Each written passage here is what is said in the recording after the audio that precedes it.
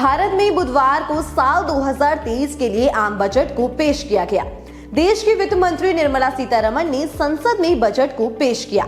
वहीं इस बजट में वित्त मंत्री ने बताया कि साल 2023 से 24 में भारत की अनुमानित जीडीपी 11% तक रह सकती है।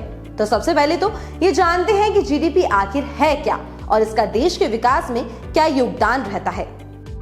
जीडीपी का मतलब है ग्रॉस डोमेस्टिक प्रोडक्ट, यानी सकल घरेलू उत्पाद। किसी भी देश की एक साल में पैदा होने वाली सेवाओं और सामानों की कुल वैल्यू ही जीडीपी कहलाती है। देखा जाए तो ये रेट किसी देश की मार्कशीट होती है, जो बिल्कुल एक छात्र की मार्कशीट की तरह काम करती है। जिस तरह किसी छात्र की मार्कशीट से पता चलता है कि छात्र ने पूरे साल में कैसा प्रदर्शन किया, किन विषयों में वो मजबूत बना रहा और किन विषयों में नहीं, इसका पूरा लेखा जोखा उस मार्कशीट में होता है। उसी तरह से देश की जीडीपी देश की मार्कशीट का काम करती है, जो देश की आर्थिक गतिविधियों के स्टार को दिखाती है, जिससे पता चलता है कि देश में किन सेक्टरों की वजह से तेजी आई या गिरावट आई। इसके साथ ही इससे पता चलता है कि देश की अर्थव्यवस्था ने साल भर में कितना अच्छा और खराब प्रदर्शन किया है। अगर जीडीपी डाटा पिछले आंकड़ों के मुकाबले कम होता है तो इसका मतलब है कि अर्थव्यवस्था में सुस्ती रही है। तो अभी हमने आपको बताया कि जीडीपी क्या होती है और हमने आपको बताया कि जीडीपी का आंकलन किया जाता है और पहले के आंकलन से इसकी तुलना की जाती है। तो अब आपको बताते हैं कि जीडीपी का आंकलन आखिर होता कैसे है।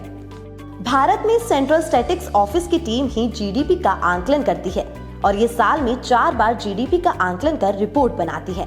इसका मतलब है कि हर तिमाही में जीडीपी का आंकलन किया जाता है और हर साल सालाना जीडीपी ग्रोथ के आंकड़े को जारी करती है। तो चलिए जानते हैं कि कैसे जीडीपी का आंकलन किया जाता है।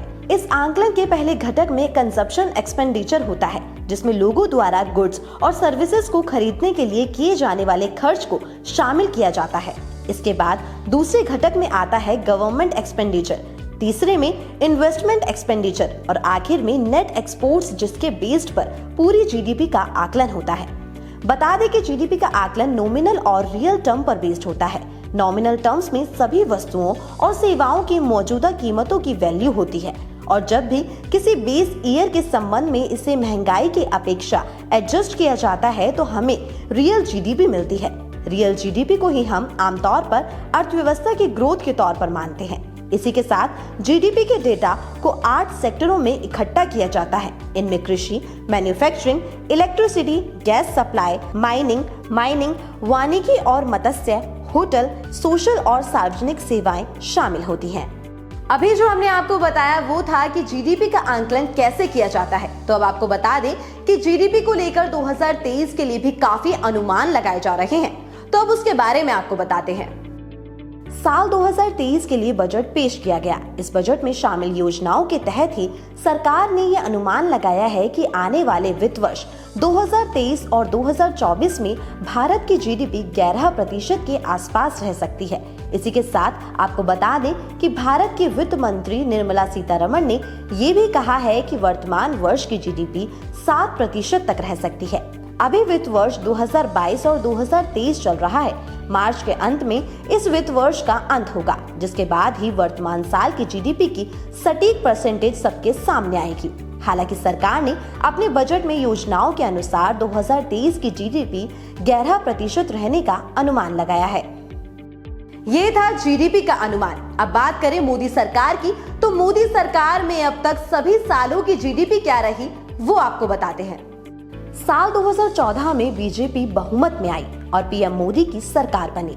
साल 2014 से 2015 में जीडीपी 7.4 रही। इसके बाद 2015 से 2016 में जीडीपी 8% रही। 2016 से 2017 में जीडीपी 8.3% रही। 2017 से 18 में जीडीपी गिरकर 6.8 पर आ गई। 2018 से 19 में भी जीडीपी में गिरावट आई और भारत की जीडीपी 6.5% रही। 2019 से 20 में 3.74% रही। इसके बाद 2020 से 21 में 6.60 रही, जो अब तक का सबसे खराब वित्त वर्ष रहा।